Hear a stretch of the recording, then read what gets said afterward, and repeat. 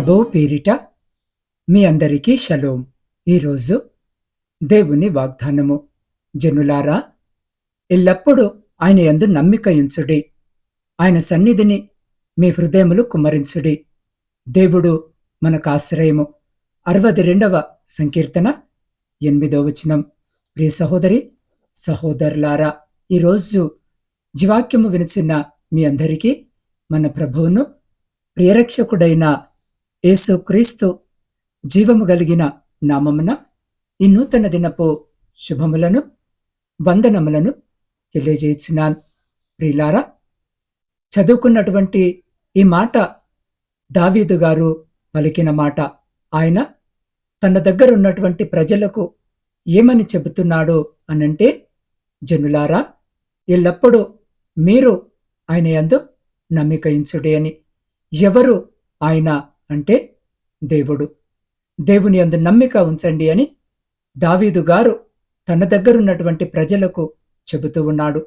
ఆనాడు తన చుట్టూ ఉన్న వారికే కాదుగాని ఈ సంకీర్తన ద్వారా ఈరోజు ఈ వాక్యము వింటున్న మనందరితో కూడా దావీదు గారు చెబుతున్నటువంటి మాట, పరిశుద్ధాత్ముడు దావీదు గారి మాటల ద్వారా మనందరితో మాట్లాడుతున్న మాట ఏంటి అనంటే, మనము దేవుని యందు నమ్మిక ఉంచేవారముగా ఉండాలి. ఎప్పుడు అంటే కేవలము పరిస్థితులు మనకు అనుకూలముగా ఉన్నప్పుడు మాత్రమే కాదు, అంతా మన ఆలోచన ప్రకారము జరుగుతున్నప్పుడు మాత్రమే కాదు. దేవుడు మనం అడిగింది సమయానికి మనకు అందిస్తున్నప్పుడు మాత్రమే కాదు. మన విశ్వాసము బలంగా స్థిరముగా ఉండే పరిస్థితులు మన చుట్టూ ఉన్నప్పుడు కాదు, కానీ అంత వ్యతిరేకంగా ఉన్నా, మనం అడిగింది జరగకపోయినా, మన జీవితంలో అంతా తారుమారవుతున్నట్టుగా అనిపిస్తున్న, నిరీక్షణకు ఆధారమేమి లేని సమయంలో కూడా ప్రియులారా, మనము దేవుణ్ణి నమ్మగలగాలి. దేవునికి మహిమ కలుగునుగాక. అలాంటి నమ్మకాన్ని, అలాంటి విశ్వాసాన్ని దేవుడు మన నుండి కోరుకుంటాడు. ఒక తండ్రి తన బిడ్డల నుండి ఇలాంటి నమ్మకమే కదా ఆశిస్తారు. అవునంటారా? కాదంటారా?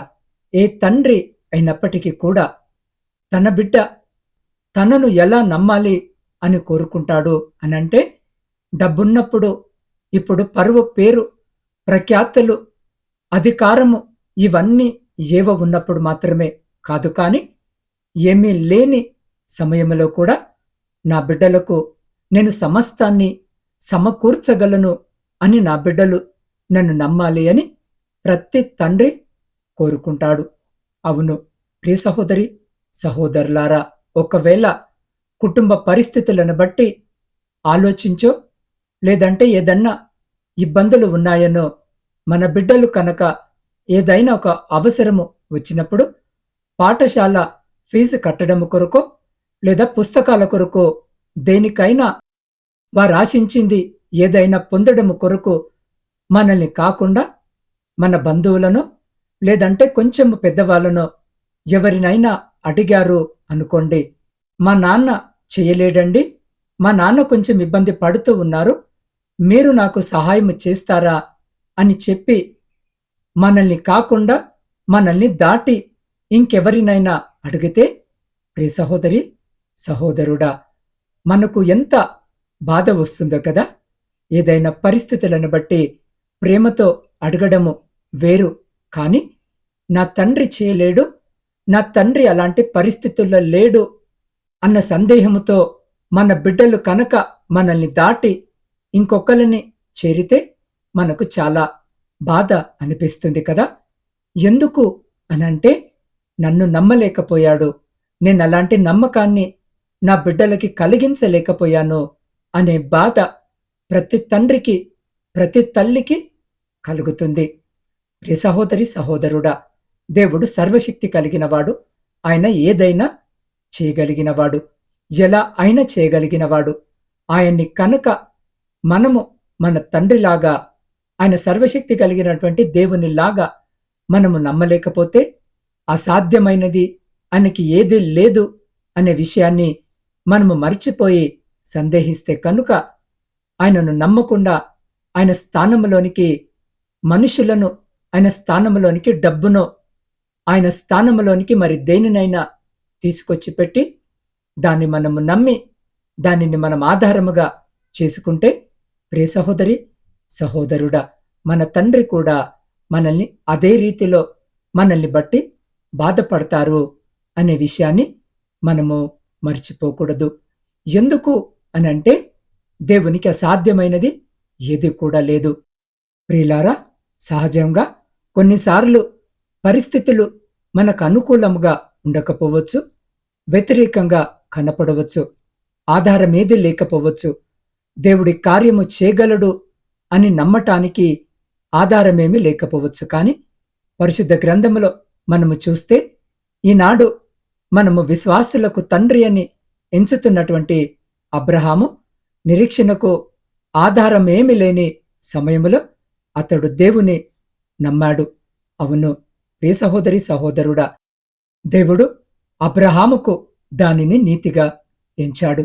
కాబట్టి ఈరోజు ఈ వాక్యము వినుచున్న మనము ఆయన రక్తము ద్వారా నీతిమంతులుగా ఎంచబడుతున్నాం. ఆయన యందలి విశ్వాసము ద్వారా నీతిమంతులుగా ఎంచబడుతున్నాం. కేవలము అబ్రహాము దేవుని నమ్మాడు. చూసారా, దానిని అతన్ని దేవుడు నీతిగా ఏమి చేశాడు? దాని ద్వారానే అతను నీతిమంతుడుగా తీర్చబడ్డాడు. ఎందుకని అంటే పరిస్థితులన్నీ కూడా అతనికి వ్యతిరేకముగా కనపడుతున్నటువంటి సమయంలో అబ్రహాము దేవుణ్ణి నమ్మాడు. నిరీక్షణకి ఆధారము లేదు, ఆశ లేదు, 1% కూడా లేదు. కాని నా దేవుడు ఏదైనా చేస్తాడు అని అబ్రహాము నమ్మాడు. ప్రియ సహోదరి సహోదరుడా, హెబ్రీలకు రాయబడిన పత్రిక 11వ అధ్యాయంలో దైవజనుడైనటువంటి పౌలు గారు అబ్రహాము గారి యొక్క విశ్వాసాన్ని గురించి వివరిస్తూ ఒక అమూల్యమైన మాటను చెప్పారు. ఏమని అంటే, ఇస్సాకుని బలి ఇమ్మని దేవుడు అబ్రహాముకు ఒక పరీక్షను పెట్టినప్పుడు అబ్రహాము దేవుని ఎలా నమ్మాడు అనంటే, దేవుడు నాకు ఇచ్చిన వాగ్దానము ప్రకారము ఇస్సాకు వలనైనది నీ సంతానము కనబడుతున్నది అని దేవుడు నాకు వాగ్దానము చేశాడు కదా, నేను బలిగా ఇస్సాకును ఇచ్చేస్తే ఆ బూడిదలో నుండి కూడా మరలా ఇస్సాకును నా దేవుడు నాకు తిరిగి సజీవముగా ఇవ్వగలడు అని నమ్మాడు. అవును ప్రియ సహోదరి సహోదరుడా, దేవునికే మహిమ కలుగునుగాక. ఇంకా ఆ విశ్వాసము ఎంత ఉన్నతమైనదిగా ఉందో మనం ఒక్కసారి ఆలోచించాలి. అవును, ఎల్లప్పుడూ మనం ఆయన యందు నమ్మిక ఉంచాలి. పరిశుద్ధ గ్రంథములో అపోస్తులుడైనటువంటి పౌలు గారు కానివ్వండి, ఇంకా అనేక మంది భక్తులు శ్రమల్లో కూడా ఎంత సంతోషించగలిగారు, చెరసాలలో ఉండి కూడా ఎలా పాటలు పాడగలిగారు అనంటే వారు దేవుణ్ణి నమ్మారు. అంతే, మేము అడిగింది దేవుడిస్తాడు, లేదా ఆయన చిత్తమైతే మమ్మల్ని ఆయన సన్నిధికి పిలుచుకుంటాడు అని. కాని ఆయన మీద మాకున్నటువంటి విశ్వాసము, నమ్మకము మాత్రము ఎప్పటికీ కోల్పోము అని. అందుకే ప్రియ సహోదరి సహోదరుడా, దావీదు గారు అంటూ ఉన్నారు కదా, జనులందరితో చెప్తున్నాడు, జనులారా మీరెల్లప్పుడూ ఆయన యందు నమ్మిక ఉంచండి, మీ హృదయములో ఆయన సన్నిధిలో కుమ్మరించుకోండి అని. ప్రియ సహోదరి సహోదరుడా, మనం ఎప్పుడైతే దేవుణ్ణి ప్రతి సమయంలో నమ్ముతామో అప్పుడు మన ప్రతి పరిస్థితిని, మన హృదయంలో మనం ఎదుర్కొంటున్న ప్రతి బాధను ఆయన దగ్గర పంచుకుంటాం, ఆయన దగ్గరే కుమ్మరించుకుంటాం. ఇంతకీ అందరికీ చెప్పినటువంటి దావీదు గారు ఏమి చేస్తున్నారు తెలుసా? 62వ సంకీర్తన 1వ వచనములో అంటున్నారు కదా, నా ప్రాణము దేవుణ్ణి నమ్ముకొని మౌనముగా ఉన్నది, ఆయన వలన నాకు రక్షణ కలుగును, ఆయనే నా ఆశ్రయదుర్గము, ఆయనే నా రక్షణకర్త అని. అవును ప్రియ సహోదరి సహోదరుడా, అందరికీ దావీదు గారు చెప్పడం మాత్రమే కాదు, ముందు దావీదు గారు ఏమి చేస్తున్నాడు అనంటే, నా ప్రాణము దేవుని నమ్ముకొని మౌనముగా ఉంది. పరిస్థితులు మారుతాయి, ప్రజలు వ్యతిరేకంగా మారొచ్చు, ఈరోజు మనతో ఉన్నవారే రేపు మనకి శత్రువులుగా మారొచ్చు, ఏదైనా జరగొచ్చు. కాని నా ప్రాణము దేవుణ్ణి నమ్మింది కాబట్టి మౌనముగా ఉంది. అంతే. ఆయనే నా రక్షణకర్త, ఆయనే నన్ను రక్షిస్తాడు, ఆయనే నాకు ఆశ్రయము, నేను ఆధారపడగలిగింది ఆయన మీదే అని ప్రియ సహోదరి సహోదరుడా, దావీదు గారి జీవితంలో ఎన్ని శ్రమలు కలిగినా కూడా, సహాయము చేసిన వారే తిరగబడిన కూడా, కన్న కొడుకే వ్యతిరేకముగా మారి తండ్రిని తరిమినా కూడా దావీదు గారు దేవుణ్ణి ఎప్పుడు కూడా నమ్మే విషయంలో వెనక తిరగలేదు. మనం పరిశుద్ధ గ్రంథంలో ఆయన జీవిత చరిత్రలో చూడొచ్చు. దేవుణ్ణి నమ్మాడు, దేవుని కోసమే నిలబడ్డాడు. దేవుడు విడిచిపెడతాడా? ఆయన యందు నమ్మిక ఉంచిన వారిని దేవుడు ఎప్పుడైనా విడిచిపెడతాడా అంటే ఎప్పుడు కూడా విడిచిపెట్టాడు. అందుకే నా ప్రియ సహోదరి సహోదరుడా, మీ హృదయంలో ఈరోజు ఎలాంటి వేదన, ఎలాంటి బాధ ఉన్నా ఆయన సన్నిధిలో, ఆయన పాదాల దగ్గర కుమ్మరించుకోండి. ఆయన యందు ఎవరైతే నమ్మిక ఉంచుతారో, ఆయన దగ్గర ఎవరైతే హృదయాలను కుమ్మరించుకుంటారో, దేవుడు వారిని ఎప్పుడు సిగ్గుపరిచే దేవుడు కాదు. పరిశుద్ధ గ్రంథములో దేవుని వాక్యము సెలవిస్తుంది కదా, దేవుని యందు నమ్మిక ఉంచువారు ఎప్పటికీ ఎన్నటికీ సిగ్గుపరచబడరు అని. దేవుణ్ణి ఎప్పుడైతే మనము పూర్ణ హృదయముతో ప్రతి పరిస్థితుల్లో ఎల్లప్పుడూ మనం ఆయన యందే నమ్మిక ఉంచగలుగుతామో, మన హృదయాన్ని ఆయన దగ్గరే మనము కుమ్మరించగలుగుతామో, దేవుడు వారిని సిగ్గుపరచడు, కానీ వారిని ఘనపరుస్తాడు. అవును ప్రియ సహోదరి సహోదరుడా, వారిని రక్షిస్తాడు, వారి శ్రమలలో నుండి విడిపిస్తాడు, వారికి సహాయం చేస్తాడు. ఆపత్కాలములో ఆయన నమ్ముకోతగిన సహాయకుడు. చాలా మంది నీకు ఆపద వస్తే నేనున్నాను, నేను సహాయం చేస్తాను, అంత బాగున్నప్పుడు ఒట్టి మాటలు చెబుతూ ఉంటారు. కానీ కష్టము వచ్చినప్పుడు, ఆపద వచ్చినప్పుడు వారు నమ్మదగిన వారిగా ఉండరు, మోసము చేస్తారు. ఈరోజు మాటలు చెప్పిన వారే రేపు మాయ చేస్తారు, కనబడకుండా వెళ్ళిపోతారు, దూరముగా వెళతారు. ఇంకా సాధ్యమైతే మనం వెళుతున్నటువంటి ఆపదలో మనల్ని హేళన చేసి మనల్ని ఇంకా కృంగదీస్తారు. కానీ దేవుడు నమ్మదగిన సహాయకుడు. ఆయన యందు నమ్మిక ఉంచితే ఆయన మనల్ని ఎప్పుడు సిగ్గుపరచడు. అవును నాత్మీయ ప్రియ సహోదరి సహోదరుడా, ఈరోజు మనము విన్న దేవుని మాట మనలో ఒక కొత్త నిరీక్షణను నింపింది కదా. మన చుట్టూ ఉన్న పరిస్థితులు ఎలా ఉన్నా మనల్ని ప్రేమించే దేవుడు మనకొక బలమైన కోటల ఆశ్రయముగా ఉన్నారు. మనము చాలాసార్లు మన బాధలను మనసులోనే దాచుకొని కుమిలిపోతుంటాం. కానీ ఈ క్షణము ఆయన సన్నిధిలో మనము మన హృదయాలను కుమ్మరిద్దాం. ఈ పాట నాతో కలిసి మీరు కూడా ఏకీభవించమని నేను మిమ్మల్ని కోరుకుంటున్నాను. మీరింట్లో ఉండవచ్చు, ప్రయాణంలో ఉండవచ్చు, లేదా ఒంటరిగా మీ గదిలో కూర్చొని ఉండవచ్చు. మీరెక్కడున్నా సరే ఒక్క నిమిషము కళ్ళు మూసుకోండి. మీ భారమంతా ఆయన పాదాల చెంతుంచండి.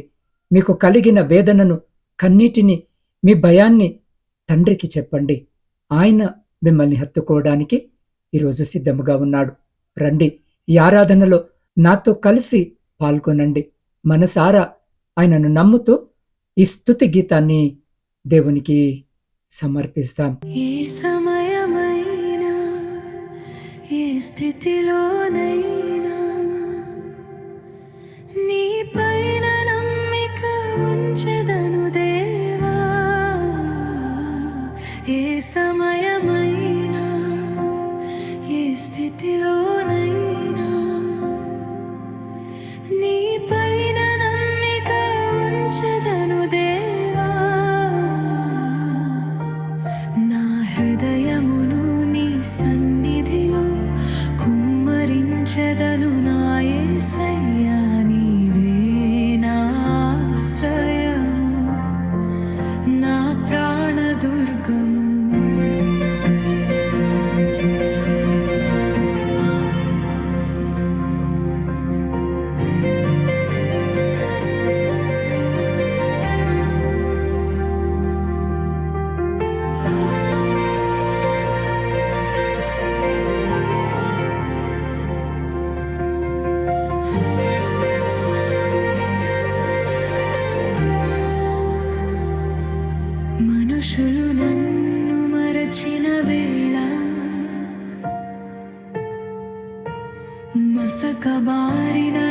బ్రతుకు దారిలో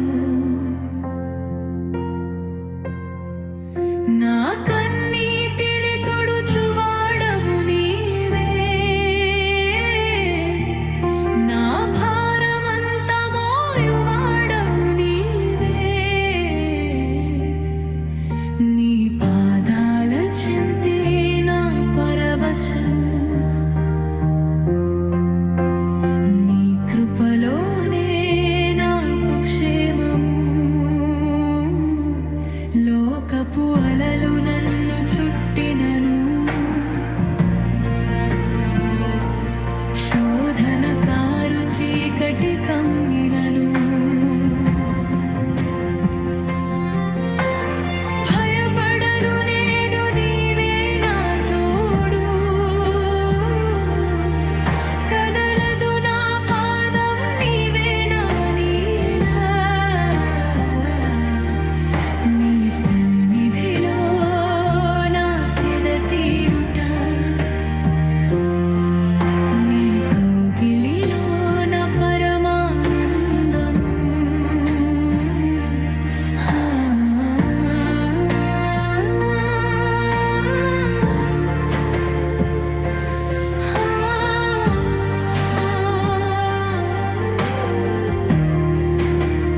ఆమెన్. అవును ప్రభువా, నీవే మా ఆశ్రయము. ప్రియ సహోదరి సహోదరుడా, ఈ పాట ద్వారా మన హృదయాలను దేవుని సన్నిధిలో కుమ్మరించాము కదా.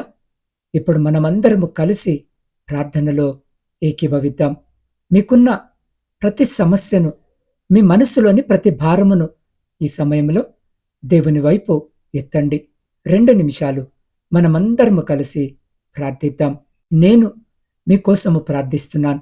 మీరెక్కడున్నా సరే, ప్రియ సహోదరి సహోదరుడా, మీ కుడి చేయి మీ హృదయం మీద ఉంచుకోండి, లేదా మీ చేతులు పైకెత్తి దేవుని వైపు చూడండి. ఆయన అద్భుతమైన శాంతి ఈ క్షణమే మీ మీదికి దిగివచ్చునుగాక. రండి, నాతో కలిసి ప్రార్థనలో ఏకీభవించండి. పరిశుద్ధుడా, ప్రేమ నమ్మకము కలిగిన మా ప్రియ పరలోక పరమ తండ్రి, మీ ఘనమైన నామానికి స్తుతులు, స్తోత్రాలు, వందనాలు. అయ్యా, అద్భుతమైన రీతిగా ఇప్పటి వరకు మీ లేఖన భాగము ద్వారా మీరు నాతో మాతో మాట్లాడి మమ్మల్ని బలపరిచిన మీ గొప్ప ప్రేమను బట్టి మీకే కృతజ్ఞత, వందనాలు. అయ్యా, ఈ వాక్యము వింటున్న ప్రతి బిడ్డను ఇదిగో ఈ క్షణము నీ సన్నిధికి అప్పగిస్తున్నాను. దేవుడు మనకు ఆశ్రయము అని నీవిచ్చిన వాగ్దానమును బట్టి వందనాలు. తండ్రి, ఎవరైతే తమ హృదయాలలో భారముతో, కన్నీటితో, ఆందోళనతో ఈ ఆరాధనలో పాల్గొన్నారో వారందరినీ మీరే తాకమని వేడుకుంటున్నాను. అయ్యా, మనుషుల వైపు చూపే ఆశ్రయము కొద్ది కాలమే కాని దేవా, మనుషులు చూపే ఆశ్రయము కొద్ది కాలమే కాని తండ్రి, నీవు మాకు నిత్యమైన ఆశ్రయమవు. నీ బిడ్డల కుటుంబాలలో సమాధానాన్ని దయచేయండి. అనారోగ్యముతో ఉన్నవారికి స్వస్థతనివ్వండి. ఒంటరితనముతో ఉన్నవారికి నువ్వు తోడుగా ఉన్నావని ధైర్యపరచండి. నీ సన్నిధిలో వారు తమ హృదయాలను కుమ్మరించినప్పుడు వారికి నెమ్మదిని కలుగజేయండి. దేవ, ప్రాముఖ్యముగా ఈ సమయంలో చిన్నారి బిడ్డలు నవీన, సత్య, మేఘన, యశస్విని, సహోదరుడు దయరత్నం, మల్లికార్జున స్వామి, జహంగీర్, సుబ్బారావు, సహోదరి పద్మ, జ్యోతి, కళావతి, వీరిని మీరు తాకండి. వీరి శరీరంలో ఉన్న ప్రతి క్యాన్సర్ కణాన్ని నీ పరిశుద్ధ నామములో నిర్మూలమవునుగాక. నువ్వు అద్భుతకరుడవు. నీ రక్తము ద్వారా వీరికి సంపూర్ణ విడుదల కలుగునుగాక. అయా రీతిగానే కిడ్నీ వైఫల్యముతో బాధపడుతున్న సిద్ధు, లక్ష్మణ్, ప్రవీణ్ కుమార్ గారిని జ్ఞాపకము చేసుకోండి. వారి అవయవాలకు కొత్త జీవము పోయండి. అలాగే అయా సహోదరుడు పవన్ను బట్టి, రమేష్ని బట్టి, సహోదరి సుగుణావతి, జయమ్మ, సుశీలాలను బట్టి మీ పాదసన్నిధికి వస్తూ ఉండగా వీరి గుండెల్లో ఉన్న ప్రతి బలహీనతను తొలగించి నీ శాంతిని, ఆరోగ్యమును ప్రసాదించండి. అయ్యా, పక్షవాతముతో కదలలేని స్థితిలో ఉన్న రాంబాబు, శివరామకృష్ణ, గుణసుందరమ్మ, బాలప్ప, రంగన్న, కృపాకర్, జయకృష్ణ, భాస్కర్రావు, విజయలక్ష్మిని వీరిని మీరు తాకండి. వారి నరాలకు, ఎముకలకు బలమునిచ్చి వారు లేచి నడిచేలా అద్భుతాన్ని చేయండి. అయ్యా, చాలా మాసాలుగా కోమాలో ఉన్న నానిని మీరు ముట్టండి. ఆ బిడ్డ కళ్ళు తెరిచి నీకు సాక్షిగా నిలబడుటకు సహాయం చేయండి. అయా బ్రెయిన్ ట్యూమర్తో ఉన్న అయా ఇదిగో సహోదరి లీలావతి కొరకు, ప్రశాంతుల కొరకు ప్రార్థిస్తున్నాం. ముట్టండి, స్వస్థపరచండి. మిమ్మల్ని నమ్ముకున్న మీ బిడ్డలు కాబట్టి తండ్రి, వారున్నటువంటి స్థితిలో నుంచి బిడ్డలను లేవనెత్తమని వేడుకొనుచున్నాం. 12 ఏళ్లుగా చర్మ వ్యాధితో ఉన్న సహోదరి మేరీని అయా కీళ్లవాతంతో బాధపడుతున్న కీర్తనను మీరు ముట్టండి. తెలియని వ్యాధులతో ఉన్న రత్నను అన్ని తల శరీరంలో నీ వెలుగును నింపి స్వస్థత. ఏకాగ్రగా ఉన్న సజిత్ కొరకు ప్రార్థిస్తున్నాం. నీ ధైర్యాన్ని, మనశ్శాంతిని ప్రసాదించుమని వేడుకొనుచున్నాం. దేవా, పేర్లు చెప్పబడని ఎంతో మందిని ఇదిగో ఈ ఉదయకాలం మీ పాద సన్నిధిలో పెడుతూ ఉండగా నా తండ్రి ప్రభువా, ప్రతి వ్యాధి నీ పాదాల చెంత మోకరిల్లాల్సిందే. నువ్వు గాయపడిన హస్తముతో వీరందరినీ తాకి నేను నిన్ను స్వస్థపరచు యెహోవాను అన్న నీ మాటను వీరి జీవితాల్లో నెరవేర్చమని వేడుకొనిచున్నాం. ప్రాముఖ్యంగా నా తండ్రి, ఈ సమయంలో నా ఆత్మీయ కుటుంబ సభ్యులందరినీ మీ పాద సన్నిధిలో పెడుతూ ఉండగా వారందరినీ జ్ఞాపకము చేసుకోండి. వారి ప్రతి ప్రార్థన మనవిని మీరు ఆలకించి అంగీకరించి ప్రతి న్యాయమైన కోరికను తీర్చి మీ ఆకాశపు వాక్యాలను విప్పి మీ సమృద్ధికరమైన దీవెన ఆశీర్వాదాల చేత బిడ్డల జీవితాలను, కుటుంబాలను దీవించి ఆశీర్వదించి తృప్తిపరిచి మీరే ఘనత, మహిమ, ప్రభావాలు పొందమని మా ప్రభువును మీ ప్రియకుమారుడైన యేసు క్రీస్తు సర్వ సమృద్ధి కలిగిన నామమున ప్రార్థించి స్తుతించి అడిగి పొందుకొని ఉన్నాము తండ్రి. ఆమెన్.